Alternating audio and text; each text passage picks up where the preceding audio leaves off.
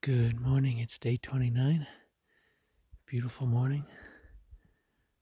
Sun is coming up on the left side of the screen. We only have 39 miles to go. So, beautiful morning. I'm trying to talk quietly and not wake up the women. I came from over there, been walking along a beautiful ridge line. Beautiful sunrise. And I'm heading in this direction. Heading up to 12,000 feet today. And we'll be up there from what I gathered, looking at a map for much of the day. And then by the end of the day and tomorrow, I'll be heading downhill for the final time to Durango. Beautiful temps, by the way. It's in the sun, it seems to be about like low 60s. In the shade, it's probably in the 50s, but it's still good hiking weather. Hey there, it's about noontime. I've gone about 15 miles without water. This is the first water source. It's called a small seep. It's just seeping out of the mountain. And the trick of it is to get a leaf in place and be patient and fill up your water bag. I only filled up about 1 liter. There are so many flies around here that are biting. It is absolute torment. I was going to eat around here in that gorgeous tree in the shade, but no. I'm down the trail, still being bitten. Maybe they're everywhere, but certainly they are there by the dozens. Or what am I saying? Dozens, millions. But happy to get some water because it's been 15 miles, which is quite some distance for a hiker. In a nutshell, you have to carry the extra water on your back to make up for it because you need water. And so there's been a lot of climbing to get to this location as well. So I'm eating my lunch over here, and while I'm filtering 1 liter of water, no sign of the two women. Even over here, I was thinking I'd be immune, but you can see they're sitting there on my mat, and they do bite, bastards. So, well, I'm gonna eat a bit more while I walk around, not sitting, and then get the heck out of here. This place is torturous. It's about 1 o'clock, and I've got about 5 miles to go to Taylor Lake, which is good, but there's a ton of climbing up and down before I get there. Today's a relatively short day. I think it's either 17 or 18 miles, and then do something similar tomorrow, and then the Saturday we'll only have like 5 or 6 miles to Durango, which is good because we have a hotel that night. We have to pick up a car and have other chores, laundry and such to do. So it's getting close. Pretty tired.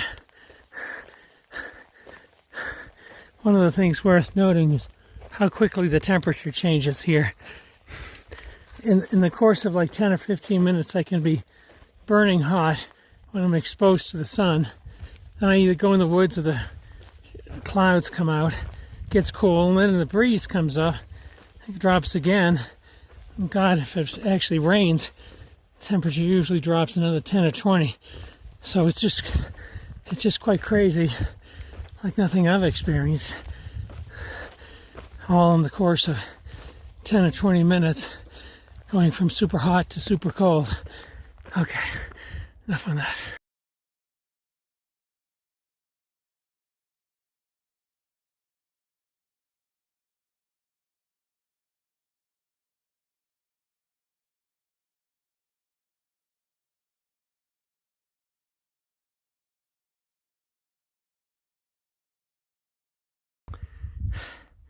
Well, after more climbing, I'm going to be doing even more climbing.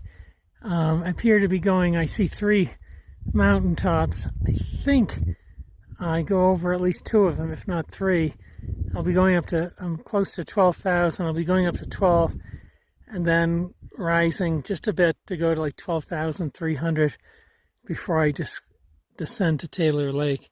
It's a pretty area, and yeah, you can see some rain and from some of the clouds. It's quite beautiful. It's a little cold up here, even with the sun out, but lucky it's not super windy. It is windy and cold up here at 12,000 feet. I guess that's what you should expect. And I was hoping that we'd seen the last of these super rugged mountains, but yeah. Well, this is the next mountain that I have to climb. I bet it'll be windy. It looks like a challenging climb. And I just studied the map, and there's 2 more comparable mountains after that before I descend to the lake. So, 3 mountains still to go. Yeah, go figure. All these big mountains around here. About 12,300. The wind has quieted down a bit. It's still cool, but it's not blowing me down. When I had to do switchbacks going up the mountain, thank God the wind was blowing into the mountain, because it knocked me the right way. If it knocked me the other way, I would have fallen off and plunged to a sad ending. It's really quite beautiful up here. These trees and the grasses and those mountains that we're looking at. Good Lord, do they look rugged. Lots of snowfields out there. You could even see snowfields down in the valley, which is crazy for August. Well, all is being revealed.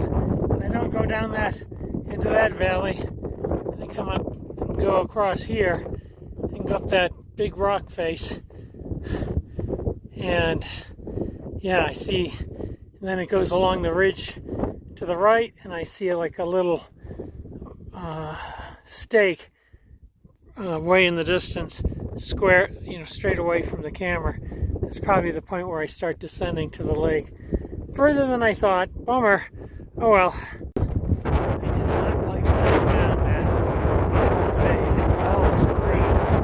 The wind is just pushing me right over the edge. So I was crouched down. It was pretty rotten. Yeah, rotten. That's done with, but I still have a peak or 2. Well, if I'm guessing right, I'm going to go down off this mountain that was hair raising, because they had me climb on the other side, right on the edge of the cliffs, and the wind is roaring. And I'm going to go down there, go across that rock field with the cliffs on the left. Lovely. With the wind just blowing you towards the cliff. And then up over the top, traverse, and then I think that where there's a post, I think, is where I'm going to head down. Yikes. Well, that was no joke coming down that trail. It was very dicey, and especially near the top, it was all broken rocks and just sheer cliffs on the edges. But I'm down, thank God. Those last 5 miles were really something I hadn't anticipated, it being such a hard end-of-day hike. But now I'm at the pond. There's water there. I can't collect it because I loaned my bag to Renegade, so hopefully she'll get here soon and I'll come running back, get some, and I'm gonna go over and put up a tent at this point. Hey there, this is the end of day 28. Hiked just about 17 miles. I thought it was going to be pretty mellow, but the last 5 miles are pretty rough, including coming down this hill. You probably can't quite see it, but they had to navigate through those rocks at the top, which was pretty precarious. And then 4 or 5 miles before that was kind of precarious, hiking along the edge of a cliff. We're at the lake, which is beautiful. Renegade has gone in there to cool off. We're still waiting for Hummingbird. She was kind of going pretty slow this morning. Probably, like the rest of us, anticipating the day was going to be easy. And the last 5 miles were going to kill her. So no sign of her, which is a little troubling, especially if the sun goes down, because the last 5 miles is really not much anywhere to throw your tent down. She's got a big tent. And it's coming down through those rocks. It'd be precarious after dark. So hopefully she gets here soon. I've had dinner and just starting to wash up, getting ready for rest. And tomorrow will be the second to last day on trail. So, yeah, it's been a great trip, but I'm glad it's coming to an end because I'm exhausted physically and mentally.